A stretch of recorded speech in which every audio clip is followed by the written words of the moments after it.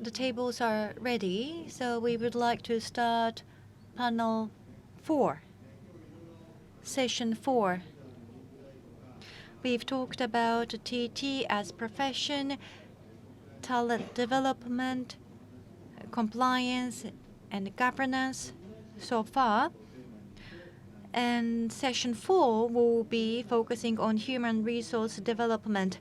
The moderator is Professor Ito. Good afternoon, everyone. This is going to be the last session, panel 4. As Professor Watanabe has just mentioned, we are going to focus on the human resource development. So far, we've talked about the commercialization, governance, and compliance so far. But here in this panel 4, we would like to focus on the HR development, the people development. We have quite a pronounced speakers here with us. We were supposed to have 4 speakers, but on top of those 4, we have Melissa giving us some talk today.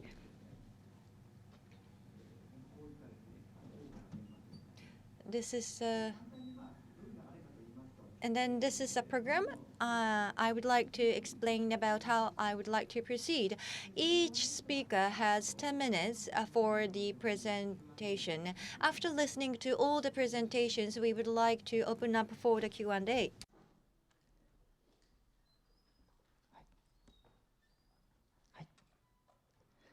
それでは、最初のプレゼンテーション、Now I would like to invite the first presenter. Sean, please.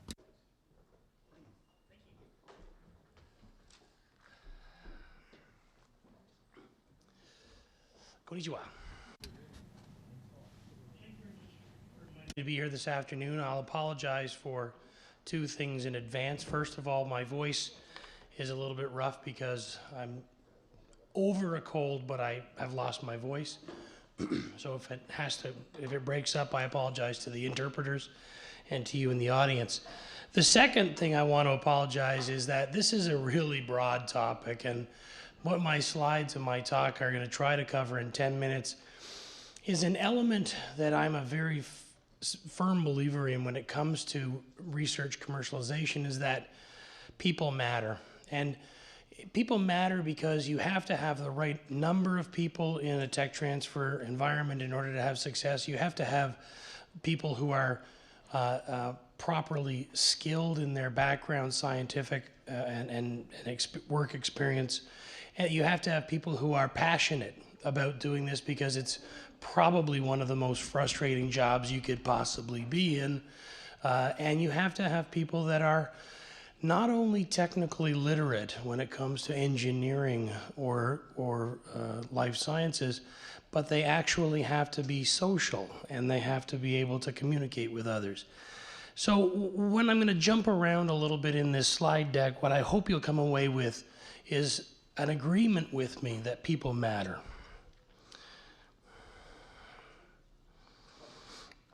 So one of the things that we've seen is that in the last number of years, when we're talking with directors of offices and the such, is that there's been a lot of change in the mission of a tech transfer office in the United States and elsewhere around the world. And that's resulted in a lot of challenges when it comes to the HR element, because the staff that might have suited the job 15 years ago might not necessarily be that good at adapting to the new environment. And at the same time, you've got a growing number of people who are coming out of their scientific training looking for new career paths, and they're not necessarily as adept in the business side of the equation. At the same time, we're trying to explain to our faculty researchers that the world they live in has changed and that they have to play well with business. This makes it very difficult to fill out a job, the qualification sections or the prerequisite section when you're posting an ad online, because you don't necessarily know who you're going to get until you have a chance to see them.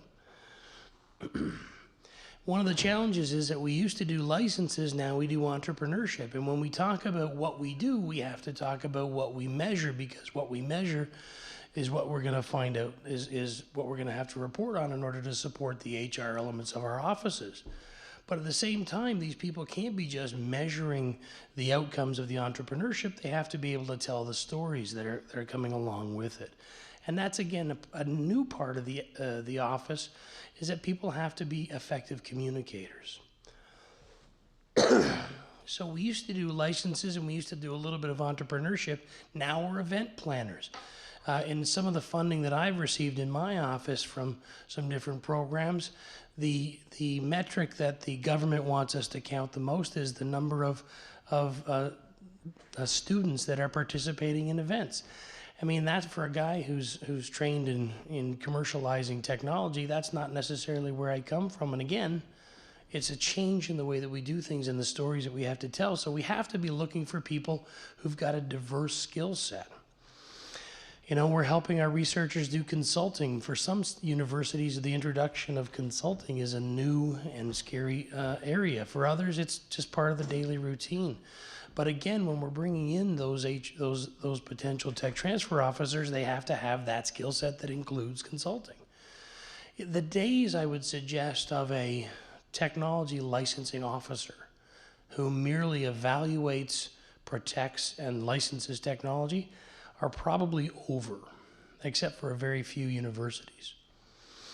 We do professional development. You've heard a lot about the Alliance of Technology Transfer Professionals and the work that we do in creating the registered technology transfer professional, and there's the certified licensing professional, and there's some new certifications that are coming on stream in Europe shortly. So we have to be able to tell the story to our bosses as to why it's important that these people who are doing event planning and helping with consultancy are now taking courses and having to write exams. Some of the licensing offices are now augmenting, as they do at my university, the University of Ottawa, how they're having to augment the licensing revenue with contract research in order to bring a new result to the equation. So now, for those people who used to be doing just licensing and protecting, they're now having to say, what might the outcome be for an invention disclosure? It could, in fact, be a contract with a company in order to help move that technology along. Again, this is starting to create a picture of somebody who cannot be inside the box in any way, shape, or form. They have to be actively participating outside the box. Collaborative research is the same. But we still do licenses. We can't forget that, and that's part of the problem, is that we can't eliminate that skill set from that optimal job posting that goes up on the web, because we need somebody who can still negotiate a license. We need to have all of those skills. And the same thing with companies. We're doing more companies than we ever have before, so we have to have that skill. So the measures of what we're doing are going to drive the people that we have coming into the office, because whereas we used to might have 4 or 5 people who could do a whole host of these various things together, now you might have 1 or 2 people who are required to do all of them, and the metrics are getting harder and harder. But remember, it takes people. This is a graph that shows the number of full-time equivalents in licensing professionals and licensing support officers in the United States between 1993 and 2013. This exactly corresponds with the curve that shows the growth in research at universities in that same time frame, the number of invention disclosures at universities in the same time frame, and the number of licenses at universities in the same time frame. It takes people to do all these things, but we have to have the right people. And don't forget the timing. You know, we get a lot of young people that come into the office now and they say, I want to learn how to do this. I want to do a startup company. I want to do the licenses. I want to do it all. And I need to do it in 3 years because I want to move on to something else. Managing millennials is something that we're going to have to work with, because for a lot of our technologies, if that technology comes in the door on the first day that Jane Doe starts working in your office, that might not yield revenue until 10 years later. So we have to be patient with these people. We have to help them understand. So when we're marketing the TTO to our stakeholders, we have to do all of these things for helping enhance an understanding of what these new workers are doing when they're out on campus. We have to market the TTO because these individuals are out there developing business. Again, we're looking for them to have that skill set. And the world is changing. You know, what I call the old time TTO has got, TLO is meant to be reactionary, as linear processes, and as a whole host of rather archaic ways of doing business. And the newfangled innovation office, which most offices are being transformed into, has to do a lot more, and it has to be very proactive. So again, the people that you're looking to are not going to be people who sit back and react. They have to be people who are out there doing. So when I say to a lot of people who ask if they want to be doing things like MIT or Stanford, yeah, you can if you focus on the right things and you try to be very diligent in making it understand that you're not doing this about the money, you're doing it for the right reasons. You're out there to benefit society through moving the research out. And that's why when we talk about the golden circle of what it is, what we do, when we interview these people, when they come into our office and they say, I want to move technologies through your office and make a lot of money, I say that's not what we do. What we do in technology transfer is we think from the inside out and we work our way out from the why. Why do we do this? Because we want to see research in the hands of people who can do good things with it. We want to see that people can benefit and have their lives enhanced by the results of the research that's done in our universities. And we want to do that by having a proactive system of marketing that technology and getting it out there into the community. And what we do, we might make a little bit of money, but we're going to get it into the hands of the right people. And if we start with the why, we're always going to have the right people. So when you're talking to people about taking on these jobs, start with the why, not with the what. For tech transfer, it's just the same thing. So tech transfer is really focused on the what, and we need to change that. We need to hire, we need to train people to get them to understand the new thing. Branding is one way to do it, and we can do that by changing the way that we have the entire office look. But if we just change the brands and we don't change the way people are doing their jobs and we don't train them to do things in the new reality, it's going to be a real challenge. So there are more challenges when you're trying to do a branding. It's easier to do a branding exercise wrong than it is to do it right. There's just a couple of points, and you can see there's some great examples of the way offices are proactively moving out there and getting their people have the backing of the office so that when they're telling these new stories about what they can do, they've got the support of the university. But we have to use the old methods too, and I think when we talk about millennials and we talk about getting in touch with folks, we have to think about going out and talking to them. We have to have people who've got a skill set where they feel comfortable talking to people in person. They feel comfortable about picking up the phone, not texting, not sending an email, but actually going and talking to people about what their research can be, because that's the only way you're going to find out. So when we appeal to people's humanity, they're going to love it. They're always going to like to hear how they can save the world. We can appeal to their egos because when you understand how people work, you can get great things from people by making them understand what a contribution they can make. And our staff need to be able to do this. But they have to be patient. Again, going back to that timing point, just as people are important, understanding the timeline is very important as well. What can you expect? You're going to see lots of changes. You're going to see a lot of things happening new over the next little while. And there may be fantastic results, but there's going to be a lot of hard work. And you have to have people that have got the patience to participate. Now, can anybody do what we do? Can anybody walk in out of a lab and do what they say? And I say, when I look at it, to me, you have to have somebody who's got an understanding of what research is like in an academic environment. They have to have a passion and an understanding for science and a capacity to understand science. They have to know how business works and what a transaction looks like. And yeah, they have to know a little bit about intellectual property because it comes up so often. But the number one thing that I always say about good hires in tech transfer is that they have to play well with others. Because if they can't get along with the people they work with, and they can't get along with the researchers that they're trying to serve, and they can't get along with the customers in the companies, they're not going to do any deals, and they might as well go to do something else. Professional development is key. I'm just as a plug, we always have to remember to keep training. Lifelong learning is an important element of this. We see this, and this is a sideways slide, around the RTTP designation, and moving that provides a pathway for getting things done. It doesn't mean you're on your side when you do it, and ultimately, we're going to see some metrics are inevitable. Things are going to be confusing, and it's going to be challenging for people to understand what it is that we're doing. But above all, we have to hire, train, and sustain people to be professionals. Thanks very much. ありがとうございました。 Thank you very much. It was a very stimulating presentation. Thank you very much for that. And now, Athena, if you please take the podium.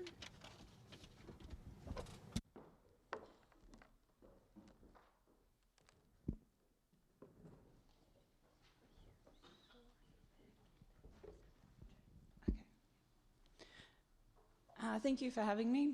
My name is Athena. I work for a company called GemMaker, where we help and work with small to medium enterprises and technology transfer organisations to do market research, commercialisation, strategy and marketing communications. Throughout this talk, I'm actually going to refer to Melissa over there to talk about Knowledge Commercialisation Australia. In terms of what I'll talk about is the context of what we're doing in Australia and where we're at the moment in terms of professional development and how it works or doesn't work or works. So I guess in looking at what's really here, the key ingredient, and it's on similar paths to what Sean said, it's around working with people. And so for us, it's looking at the divide between industry and research and finding people that can really bridge that culture gap. And so I've put up a picture of Sydney Harbour Bridge, not because it's just so gorgeous, but because I can see analogies to tech transfer about the bridge in Sydney, the way people are to tech transfer. So you have people on the north side of the bridge that won't travel to the south side of the bridge. And they won't travel to the north side because they have to pay a toll to get across.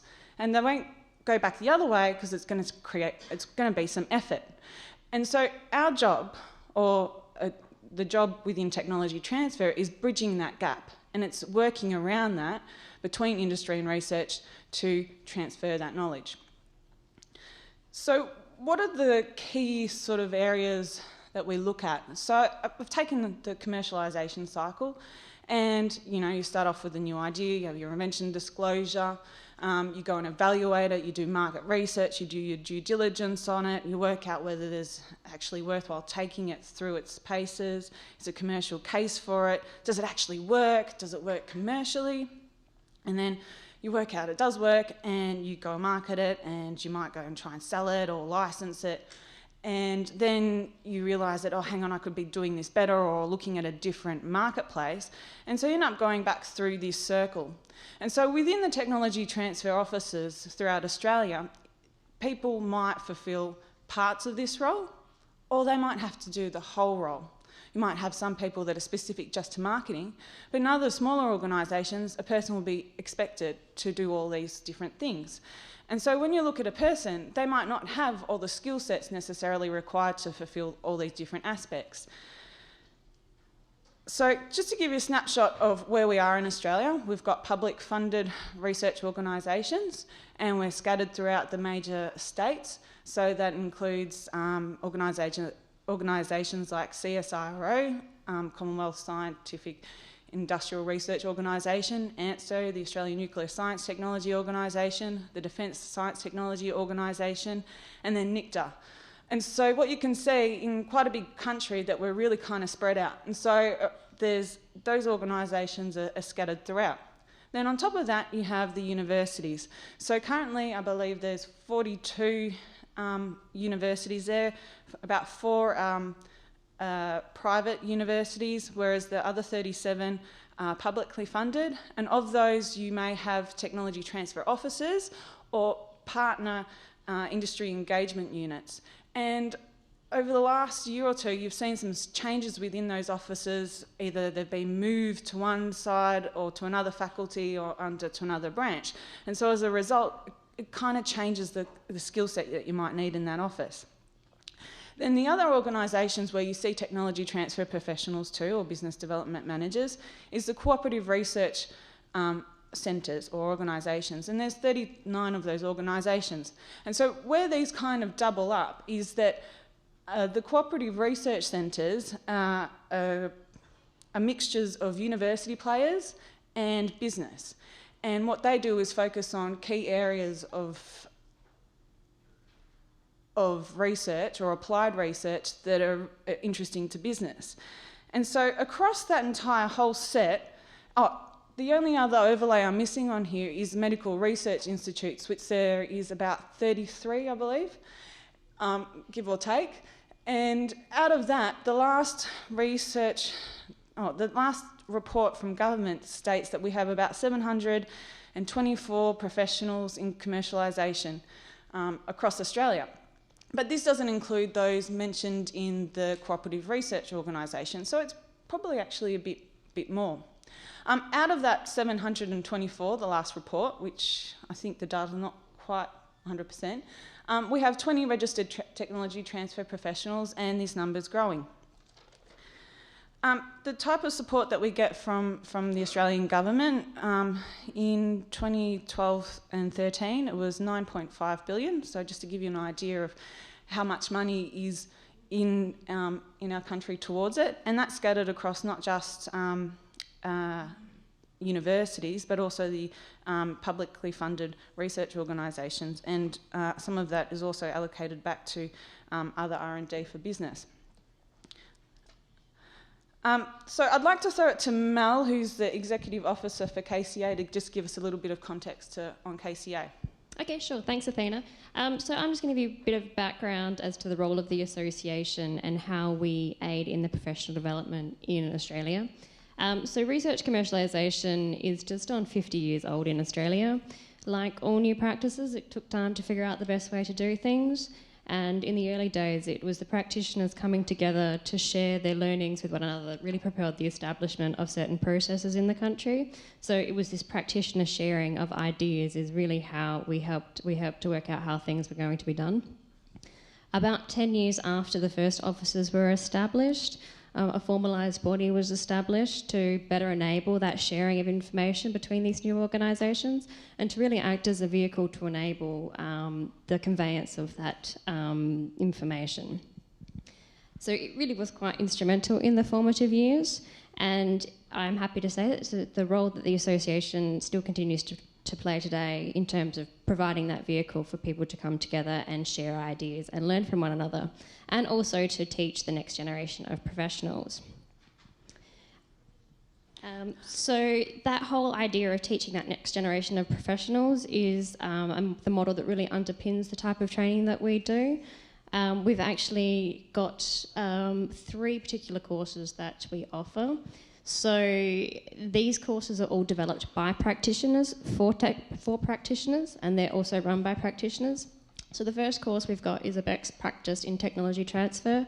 It's a course that we've actually licensed in from Praxis Unico, which is the UK association. We've modified it slightly to suit the Australian market, but it really gives an overview of the key issues relating to commercialisation of publicly funded research in Australia.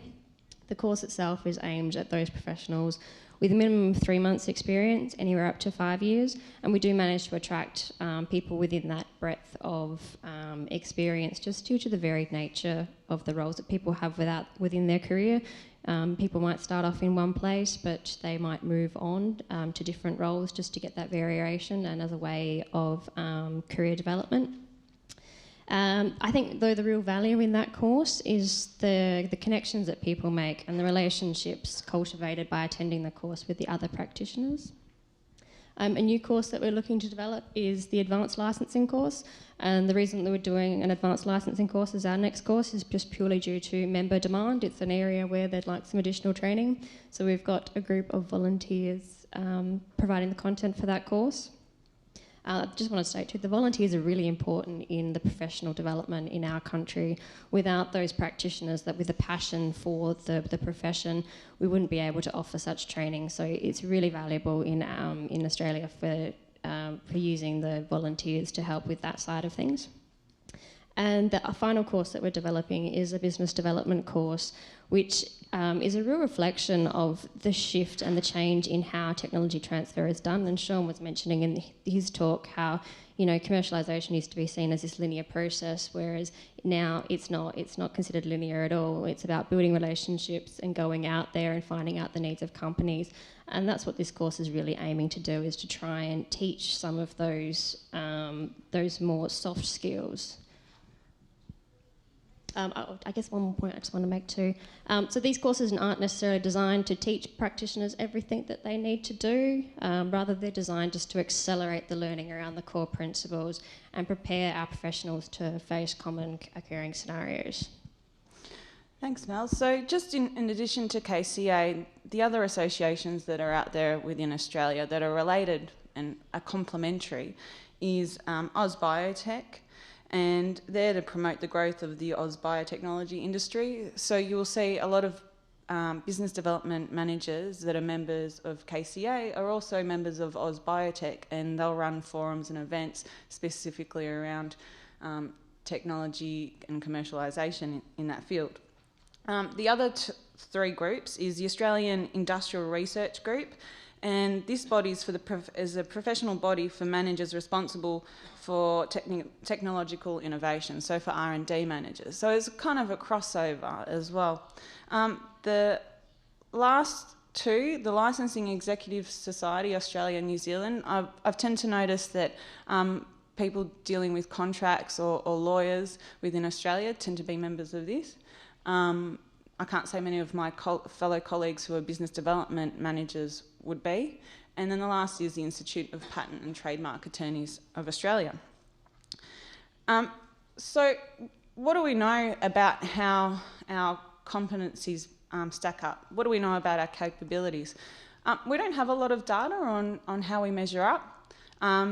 Normally the metrics are on performance rather than what a person does or doesn't know.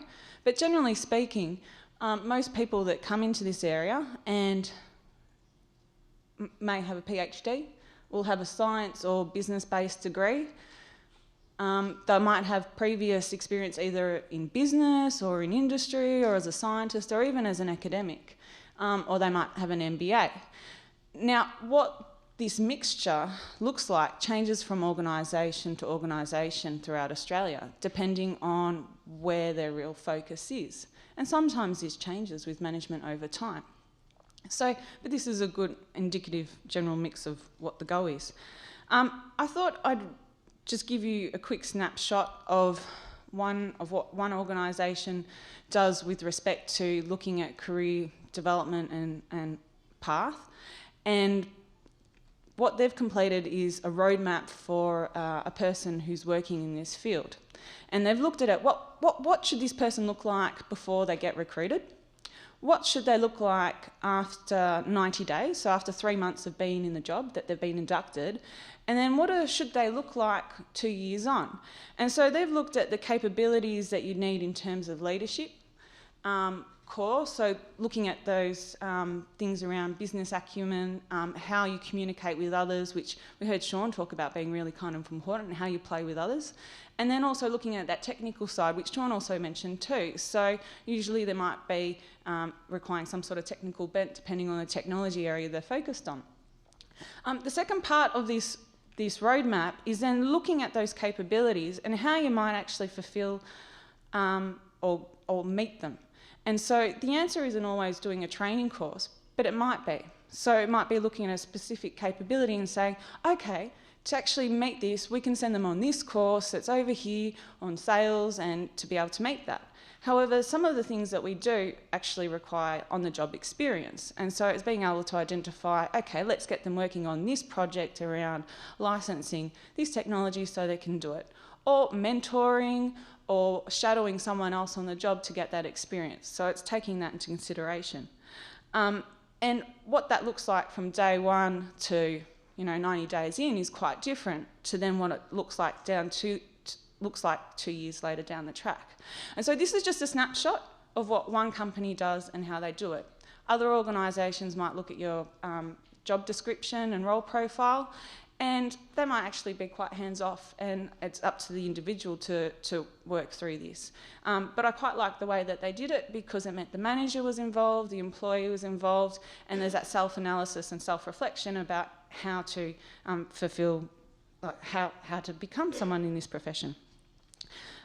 So what I'd like to finish off telling you about is one of the more recent good news stories. So Knowledge Commercialization Australia, KCA, applied for a grant late last year and received the grant to go ahead to do research on identifying the skills required to do this job in Australia, and then analyse the skill gap within the country to see where we can improve, or basically develop a roadmap or a strategy going forward to fill those gaps. But not only just us looking at ourselves, like for people within technology transfer looking at themselves, but also asking our stakeholders and industry to reflect back on it. How can we do better, and how can we improve on it? So that we can develop a framework for professional development within the Australian context. And so we'll be starting that hopefully in the next month or so. So if I'm very interested at the moment to hear about other people's stories in terms of the context of their country and how they do professional development. So please come and have a chat to me this afternoon if you can. That'd be great.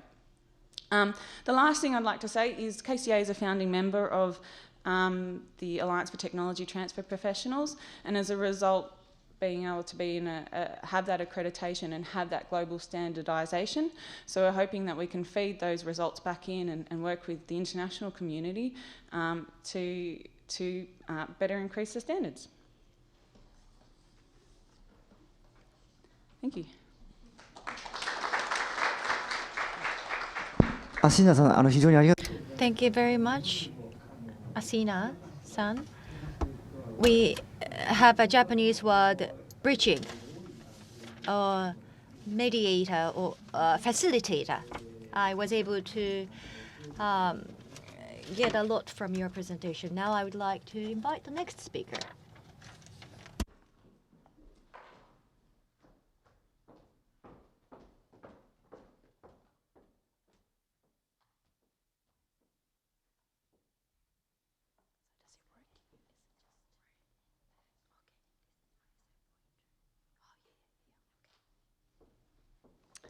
Good afternoon. My name is Kajsa Hernell, and I am working as the marketing director of the members association called SNITS, or Swedish Network for Innovation and Technology Transfer Support. And in this presentation, I am going to try to describe how we as an organization can help our members with their professional development. Let's kick it off with some facts first. SNITS was founded in 2009. We are a non-profit organization. We have our offices in Stockholm, and 2 people working there. It's myself and Mrs. Regina Summer, whom you met earlier on today. We are, or as I said, SNITS is a member of ATTP, and we have today exactly 437 individual members. We have 14 cooperation agreements, mainly with the innovation offices and research institutes in Sweden. I think I skipped one thing here. Let's go back. Yes. Here you can see in the pie chart where our members actually work. And a majority, 58%, work within the academia. 15% work within the research institutes, and 10% in the industry. And the rest you find in different organizations, science parks, etc. So, the titles, there are many. Let's just mention a few. You can work as an innovation manager. The members can be research and innovation advisors, project leaders, coordinators, lawyers, business development coaches, and so on. I'm not going to mention it all. You can see by yourself here. So SNITS provides professional development to its members in various ways. We do it through monitoring the outer world, creating awareness, and development of their skills. And we do that through our workshops, our seminars, and the National Professional Development Program, and I will get back to that fairly soon. And our annual conference called Innovation by Collaboration. We have study trips, and last but not least, we have our special interest groups. 81% of our members has, during the past 2 years, attended at least one of our activities. So we sort of know what they actually want, and we create a platform for them to meet. So let's focus and take a closer look at our program. During 1 year, we have 6 one-day training sessions. The trainers are leading experts in Sweden within their field. On almost every course, you can see credits in order to become a RTTP. And we have a committee who set and decide the program for the year. And the committee represents people working within the university, state, incubator, and research institute. So let's look at what this year can offer within our program. First course that we're going to hold is within intellectual asset management. Here you will get a theoretical and practical overview of basic IAM processes. Second course is fundamentals, and we will look into various business and working models, collaborative research, etc. We're going to have a day with best practice with representatives from our 2 largest universities in Sweden and with 2 smaller, who's going to present their best cases and best examples. We have a 4th course called Knowledge Exchange with SMEs and companies. How can smaller companies best benefit from collaboration with the universities and research operators? We have a course in strategic partnership, where we focus on how Swedish universities have built their strategies. Then we have a course called IP Issues in Collaborative Research. And here you will get the tools how to manage intellectual assets and what we actually mean by intellectual assets. And our final course is IP Issues and Drafting Agreements for Open Innovation. Here we get a basic knowledge of open innovation and the different tools. And my last slide here, I would just like to point out that how important it is to follow up with an evaluation form. On almost every activity that we make, especially within this program, we need to know the participants' view. That's crucial when planning for the next program and the next workshop and seminar, etc. Thank you.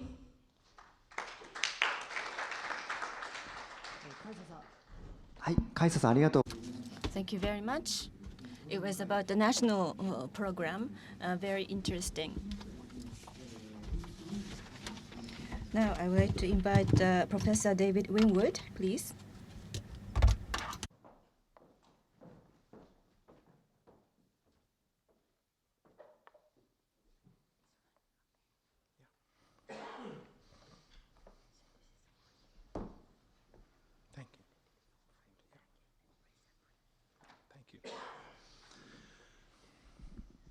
Well, hello, thank you.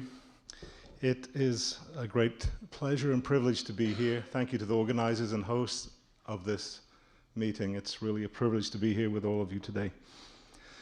After working in startup companies for about 12 years, I'm now in my 20th year of employment in university technology transfer. And in that capacity, It's my great privilege and honor to serve as the Vice President for Advocacy for Autumn, the Association of University Technology Managers, and on the Board of Directors with my good friend Sean, and earlier you saw Jane Muir and Kevin Cullen.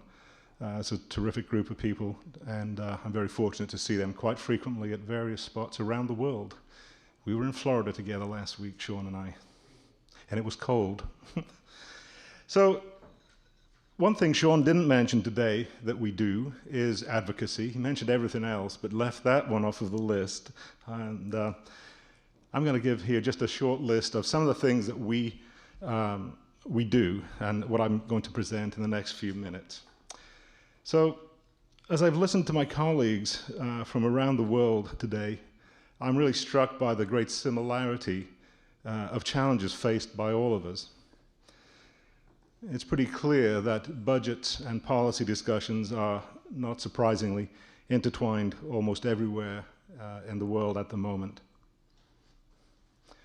So, just to jump into why federal relations and advocacy, which is really one and the same within the Autumn organizational network, why federal relations is an important part of US university technology transfer. So, as you can see from the numbers up there, US universities rely very heavily on federal support for their research activities.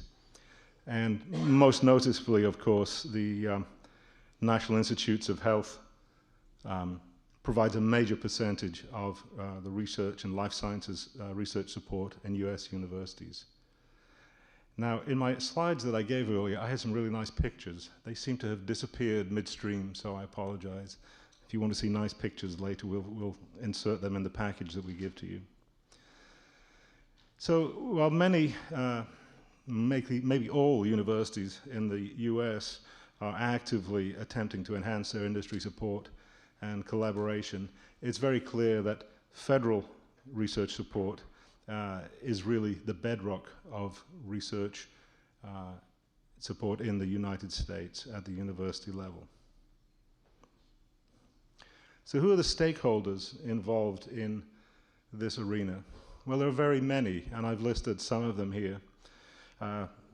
Federal agencies that provide the support are clearly increasingly in the United States under pressure from Congress and from the Senate, those bodies looking for output or outcomes commensurate with the levels of investment that they have made in university research.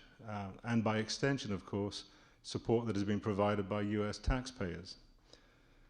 And what it comes down to, Kevin mentioned this earlier this morning, is jobs, jobs, jobs. When we talk to our elected officials, scientific papers are nice, they understand maybe that that's important, but what they want to see from us increasingly is how we have an impact on job creation in their home state. So you heard from my friend and colleague Jane Muir earlier today that those of us who work in the public university system face a particularly challenging environment in this regard. My home state university system at the moment is looking at a $350 million budget deficit next year. Paul, that amounts to about 30% of total funding from the state next year, which we will not have. I don't have to tell you how devastating a cut of that magnitude would be for a state institution or any institution. So what has happened is that state-level elected representatives also have very ambitious and perhaps unreasonable goals and visions and expectations for their investments in their state university systems. So the governing boards or the boards of trustees of most US public universities are populated by businessmen and lawyers and entrepreneurs and philanthropists, all of whom have very high expectations of positive outcomes and outputs from their support of their local universities. Now, that's not to say that our colleagues in the private university system are not also subject to these high expectations. Increasingly, private universities are also expected, and again by their boards of governors or their trustees, to make or seem to be making a positive economic impact on the local community. So our mandate has really changed, and a couple of my colleagues earlier had mentioned this. We are now firmly in the US involved in economic development. It is a given that we are responsible for and have some involvement in our state system and regions for economic development. So, again, we're on university roles here.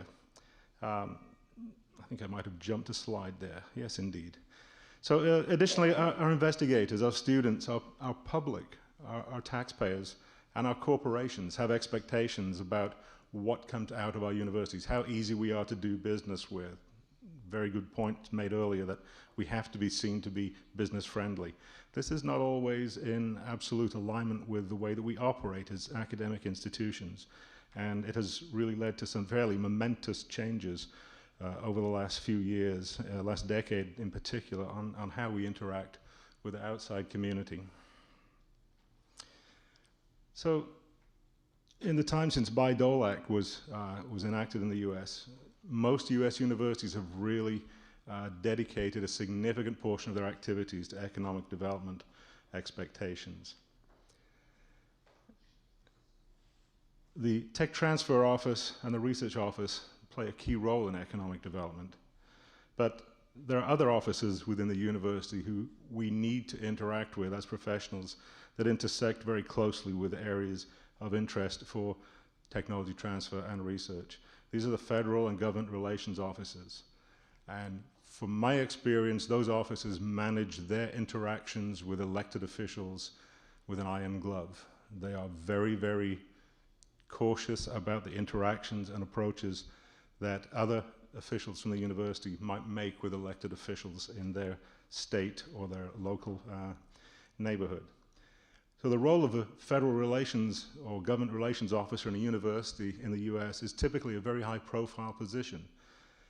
Typically that person will be the most high level person in that area in a university, will be a vice president or a vice chancellor, reporting directly to the university's president or chancellor, interacting with the board of trustees, so very, very high level position. So as a result of this, or part of the challenge that we have with this interest we all have as tech transfer and research offices in regards to federal and government policy, but the fact that it's managed typically by another office brings one of the interesting complex areas that we have to deal with in technology transfer. Challenges that we face in the US in the area of government relations aren't limited exclusively to tech transfer.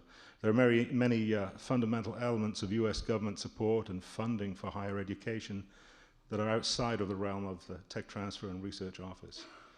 But the most obvious area in which US university advocacy, which is run primarily via, in this context, in my discussion, by Autumn, and the most important role we've been playing in recent years is in the area of reform in the US patent system. Jane Muir mentioned that this morning. So it's my opinion that while the interaction between universities and elected officials and government representatives and the like must be carefully and closely managed, it's really important that members of our profession, technology transfer, are aware of all events and circumstances that may have an impact on their work in tech transfer.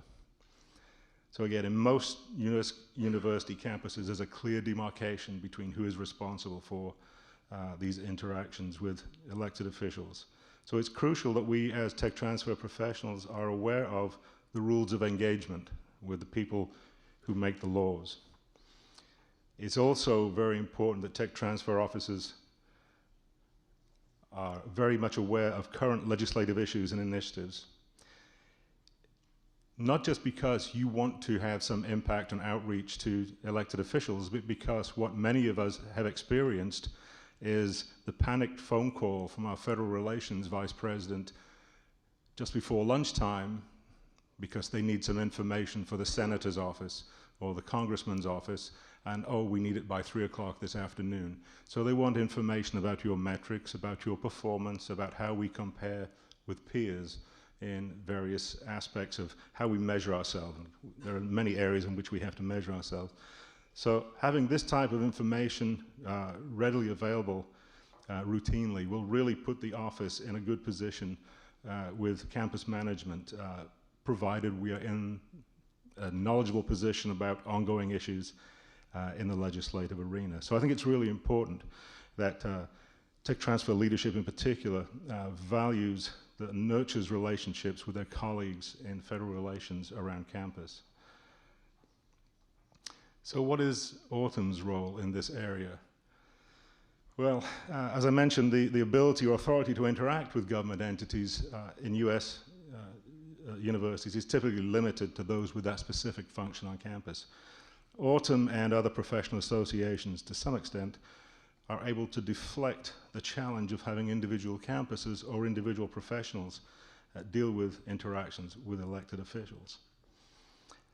When we're talking about Autumn here, via its advocacy office, and pretty much that's me and the president and an assistant vice president for advocacy and a new executive director. When Autumn contacts elected officials in the government affairs area, then the individual practitioner is shielded a little bit from the potential problems that I mentioned in terms of pretending or appearing to represent their campus when in fact they're not speaking for their campus when they speak with elected officials.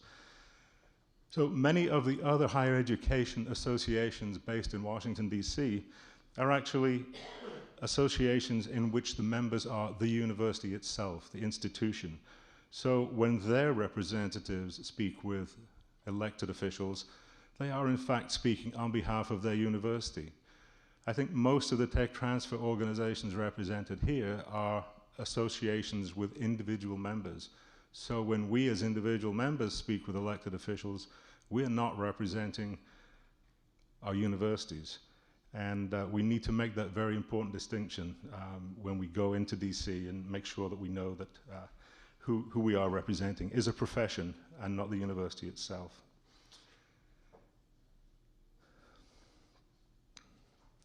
So, moving to sort of a summary here of things that technology transfer professionals ought to be doing, in my opinion, is to really recognize that we may benefit by close engagement with our federal relations officers.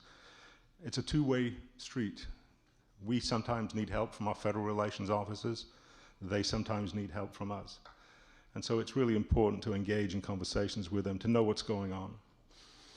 I do know that many of my colleagues in technology transfer really do not like politics, policy, or politicians in particular. But the reality is that technology transfer professionals do not operate in a vacuum. We are affected by everything that happens in DC at the legislative level and in our state legislatures. So whether or not we enjoy this type of engagement, we are affected by policies, politics, and politicians. Now, as a self-confessed news junkie or news hound, this is fun for me. I enjoy this interaction of tech transfer and politics. Sean, not so much, I don't think. I have a couple of board member friends on the Autumn board who really are very reluctant to even engage in this conversation. But I do think it is so important. And I just leave you with one example of a current legislative challenge, which has in fact been an ongoing legislative challenge for those of us in the US, and that is patent reform efforts that have been supported mainly by the information technology sector.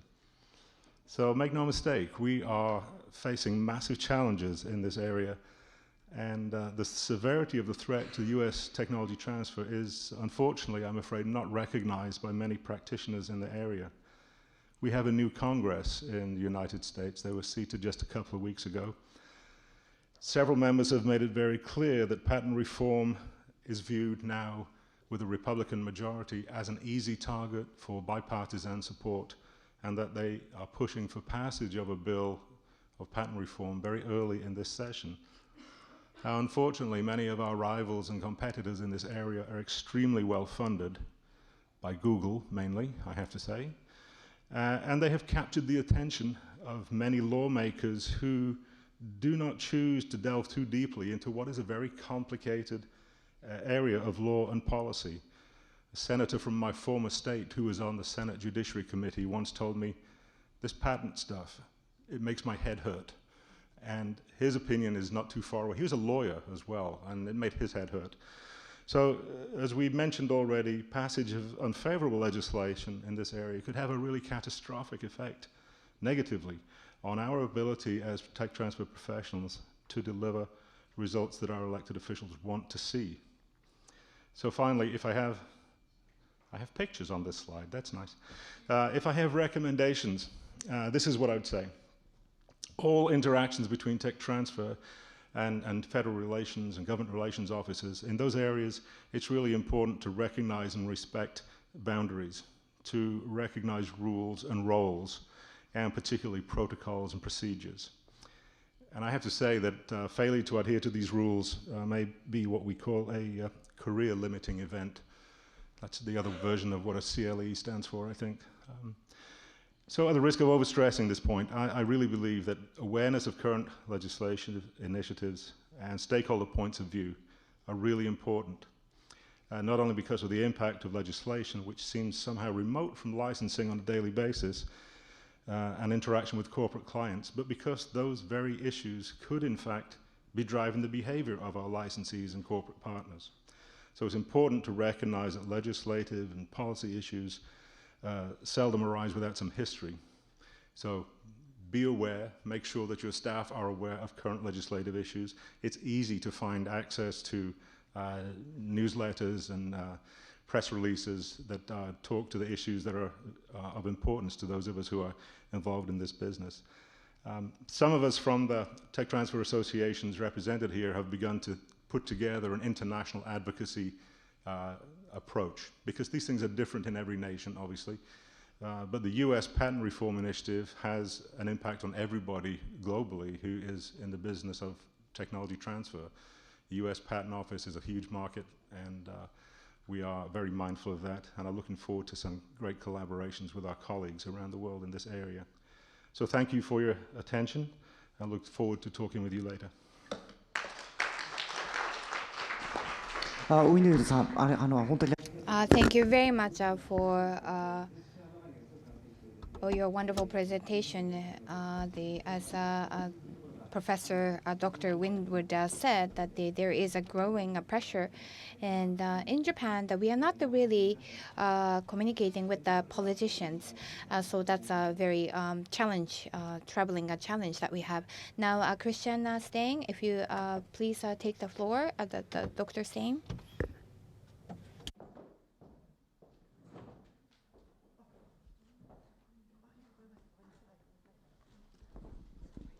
すみません、ちょっとスライドを So we are going to change the slides, and it will be done quickly. So if you stand by, that would be helpful. And good afternoon, ladies and gentlemen. Yes, this is my presentation, I believe. So thank you, first of all, to Tokyo University and also to UNIT, who made this possible and organized all that and well organized it. I'd like to talk about TT profession and the TT professionals.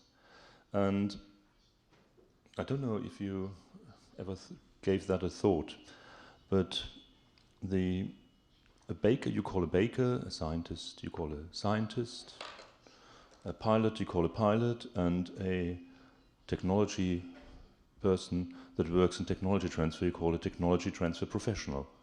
You do not call a baker a bread professional or whatever. So this shows how far we are in the development of our profession. That just as a little starter, and I think it's quite interesting how we're going to develop over the next years. Sorry, that's not in my script. So however, can I have a go at that? Thank you. Let's see. Oh, I can do it like that. No problem. I've tried to put this in two parts, this talk. One is introducing something about the profession in Germany, and then about the professionals and the professional development. In Germany, we have just to show you the landscape, we have more than 140 universities, and then we also have a lot of research institutes and institutions that actually spend about nearly 9 billion euros, so that's plus 2 zeros, I believe, in yen, on research. And they do everything from basic research to applied research. All this, of course, needs a good technology transfer structure, and historically, we did, like most countries worldwide, apart probably from the US and perhaps the UK, before 2000 we did not really have a proper technology transfer structure. So there were some research institutions that actually had a quite good technology transfer. Some of those you see on this slide. That's Fraunhofer, Max Planck, so there were large research institutions, Emblem, the European organization, and the German Cancer Research Center. But most universities actually had small integral knowledge and technology transfer offices, very often only 1 to 2 people that were very often failed scientists and not technology transfer professionals. This is a bit polarizing, but I think by the end of the day, you will find quite a bit of truth in that. Now, the government discovered that and thought we have to do something about it. So they spent, since the middle 90s, about 150 million euros nearly now on structuring and providing an infrastructure and structuring technology transfer. So what they did, and that they set up, however good or bad that was, regional technology transfer offices. So what you find is that the federal state, the kind of 16 states, everyone has actually only one technology transfer office, one large technology transfer office that is responsible for all the university. That doesn't always work perfectly, but the idea behind that is that you have a quite large capacity, centralized competence, instead of building that competence for every small research institute or research institution on its own. It also brings lots of disadvantages with it, but this is not what I'm here to discuss now. So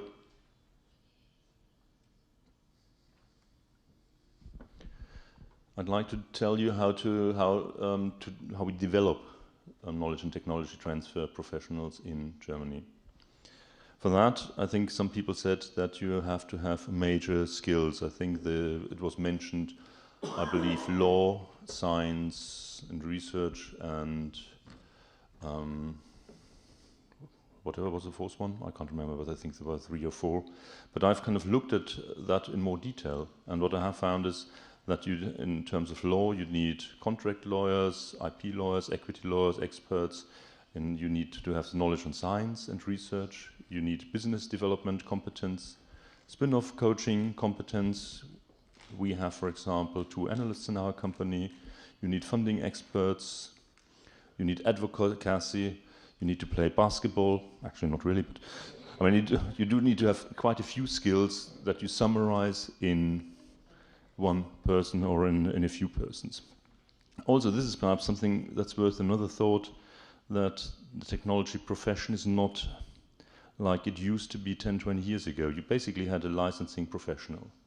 But now, in our office, we have 5 or 6 different categories of people that are working actually in total different fields. So this is a big task, also a change in terms of professional development. So the truth is that the technology transfer professionals in Germany actually were mainly learning their job by learning by doing.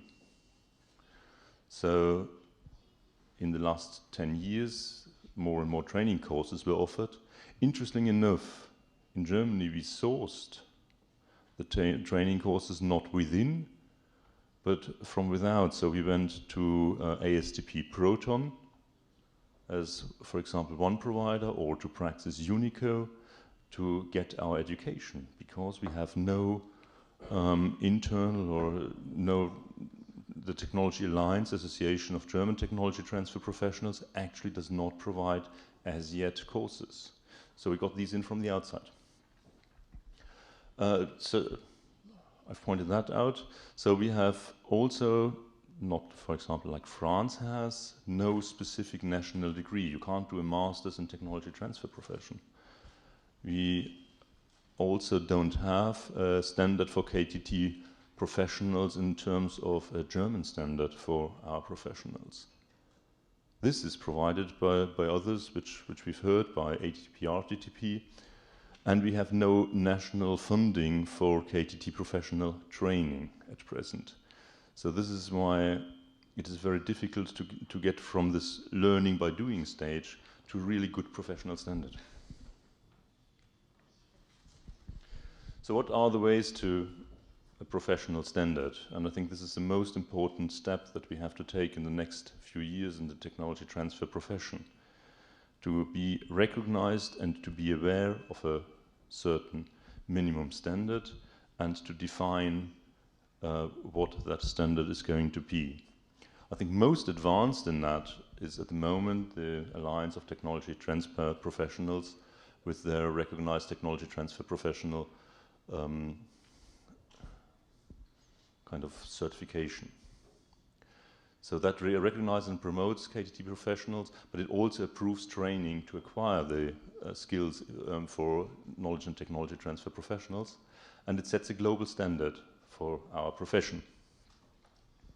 But there are others that are kind of coming now after. One is the European Knowledge and Transfer Society, and they have adopted a different scheme. They have a three-tiered system of basically beginners, experts, or professionals, and then skilled experts with exams. So you have to sit, like for example for the CLP as well, for the Certified Licensing Professional, an exam to get to that standard. The only problem with the EU KTS is that it actually does not really exist as yet. It's a pilot project that is going to be introduced and set into practice in March this year. I think they'll start that in Brussels and roll that out. With that, I'm basically already at the end, but the take-home message, the translator asked me, what is my take-home message, is that we do need perhaps not a total global standard, but we do need a very good standard for each jurisdictions, for technology transfer professionals, what they're doing, and how we can recognize them better in the future. Thank you very much.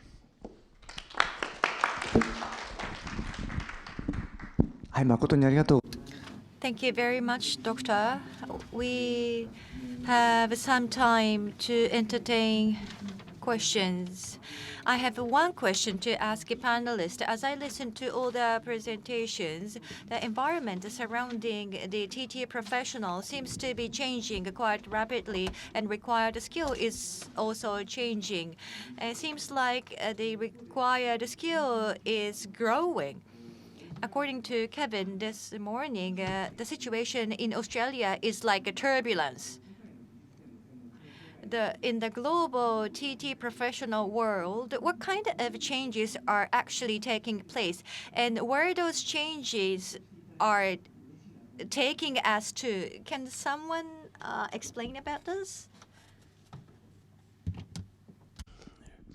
I'll start. I think the number one thing that is the big change is that it was something that Jane alluded to in her talk earlier, that now more than ever there's an increased amount of scrutiny on the outcomes in the commercialization activity, and as a result, this has put a lot of stress on the offices, the professionals, and frankly, it's something I've seen people express to me that they don't know how to do their job the way that they used to do it because they don't know what's expected of them to the extent that they can effectively move forward. And that's a real challenge because this is an industry that's basically grown up since the early 80s, and now it's going through a fundamental change. And I think it's the ability to be flexible and roll with the punches that is going to make a difference. It hasn't changed much. It's some of the very large universities that have existing licensing offices that have got strong portfolios and a strong history of repeat business. But there are a lot of other universities out there in the world that are having troubles finding their way in these turbulent times.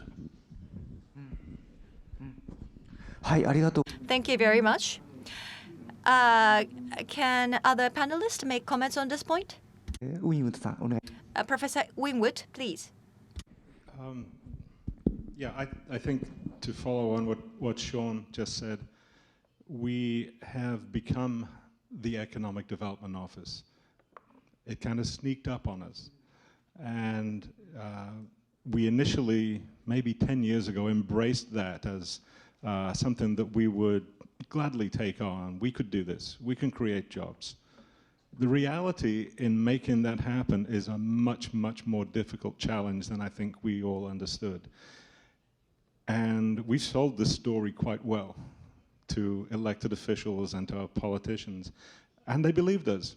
And suddenly we find that our actual ability to influence job creation in a local economy is really small. Now, I think Kevin's turbulence model is part of what is a good thing, because for some while at least, Sean and I talked about this at lunch today, we can thrive on successes created by the churn, if that makes sense, in startup company formation. People come, people go, investments come along.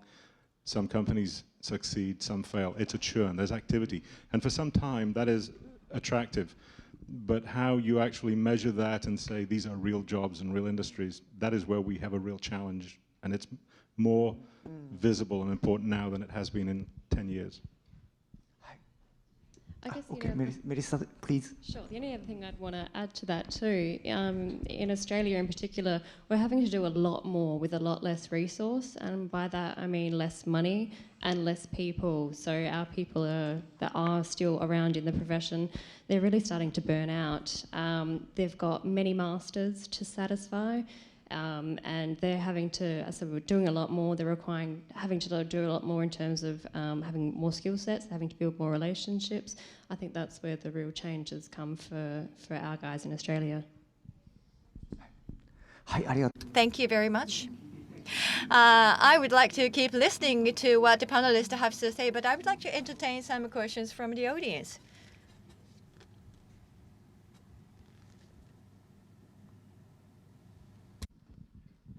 The TLO work has been making a major shift toward commercialization. That's my takeaway. I have one question. When we talk about commercialization, does that mean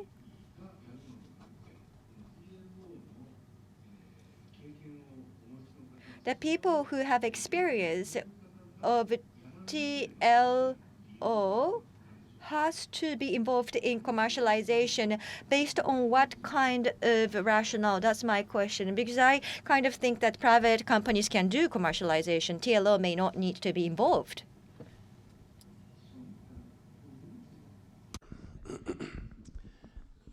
I think that the TLO skill set remains. It's just been expanded. If an office 10 years ago was just a TLO, today they're doing spin-off creation, they're doing collaborative research, they're doing a whole host of different things. But again, the TLO doesn't do any commercialization. They don't create the impact from the research. What we do is we work hard to find the right partner to move that technology out into the economy so our partners can create the commercialization. And it becomes very difficult to have, if you don't have that commercialization, or as a lot of them are called now, innovation office on campus, working with the researchers to promote the idea of commercialization and to promote the many outcomes that can come from working with industry. So I think it's a good thing, and I think we need to maintain the TLOs. We just have to give them the appropriate resources in order to be able to do an effective job in these changing times. Sure. Christian?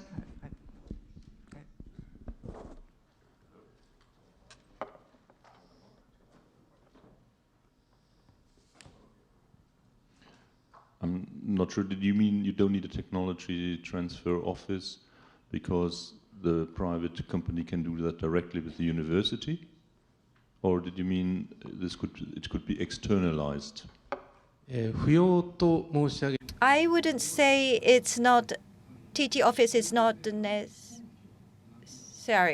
but my question is what is I just wanted to understand why TT office is so can be significant or important in the area of commercialization. What is the reason for us to say still we need TT office in commercialization? I hope I can make sense.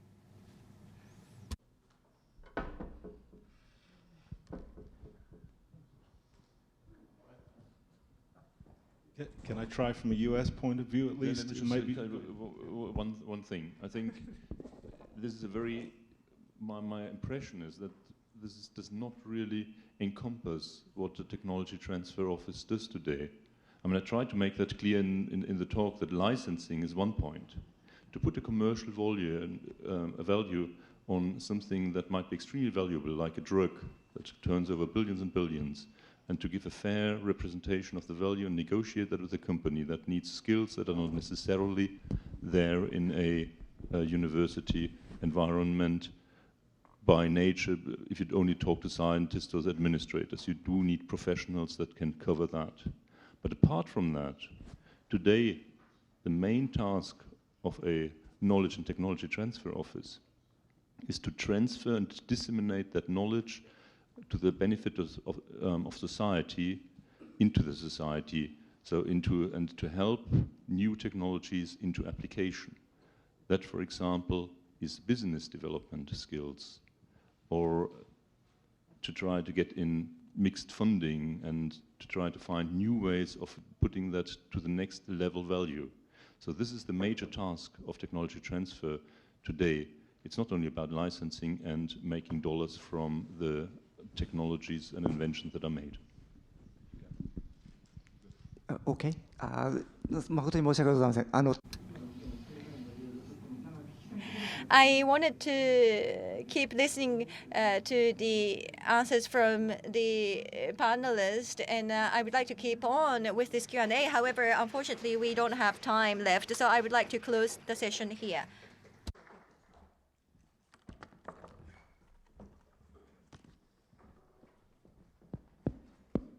伊藤先生どうもありがとうございました。パネリストの皆さんどうもありがとう。Thank you very much, Professor Ito, and thank you very much for all the panelists. We have concluded all the 4 panel discussions and sessions. Finally, I would like to invite Mr. Sakata, the head of Tokyo Policy Alternative Research Institute, to give us closing remarks.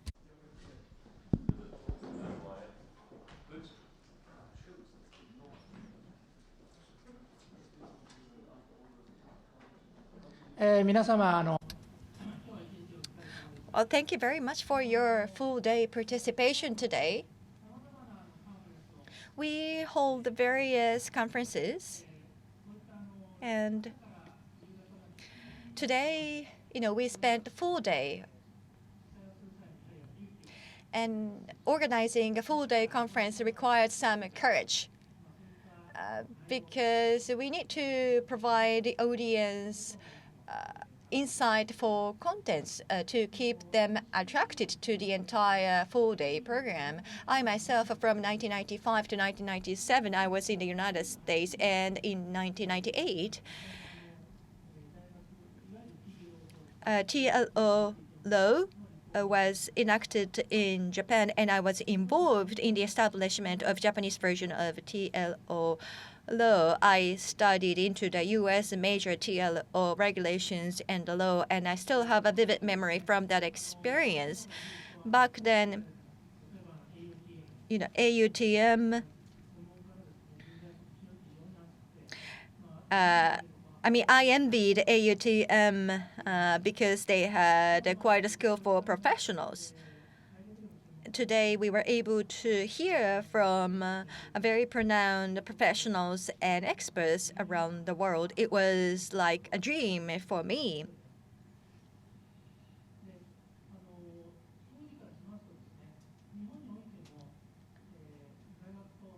In Japan, the interaction between society and the university existed, but that collaboration or interaction changed in its nature and in its scope.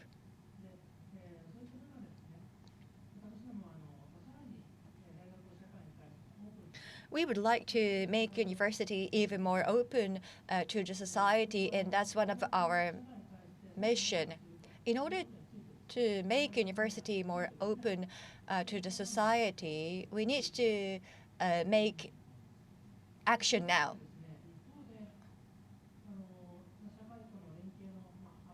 And the depth of the collaboration with the society indeed is deepening. And as that happens, we have seen many things. The pipeline or connection with the society and industry is very important, and we need to have a strong, robust governance system which can govern such interaction. Universities are unlike private companies. Universities do have different types of uniqueness. For example, autonomy of research activity, and university sometimes in reality are lacking a strong discipline that makes the situation surrounding university quite unique. And we have many panelists from the United States today, but each country does have different social system, different cultures. Given that, it is important for Japan to establish its own governance mechanism and its unique way of interacting with the society and also industry. In today's conference, we listened to the various updates on what's happening around the world, and we have discussed three main topics. This was a very comprehensive conference which looks into the collaboration between university and industry, or interaction between university and the society. I believe that nature makes this conference very original and unique. At the Todai Policy Alternative Research Institute, since its initiation, we always thought about the university and the society. We have 5 research pillars, and today's area is one of those 5 pillars. So 20% of our effort, research effort, has been allocated to today's main topic, and Professor Toshiya Watanabe is committed to this area as well. So based on the discussions and presentations that we've listened to today, we would like to develop our argument and discussion. And also at Tokyo University, based on the discussion today, we would like to reflect and sophisticate our university system. With this, I would like to conclude my closing remark. Thank you very much, everyone.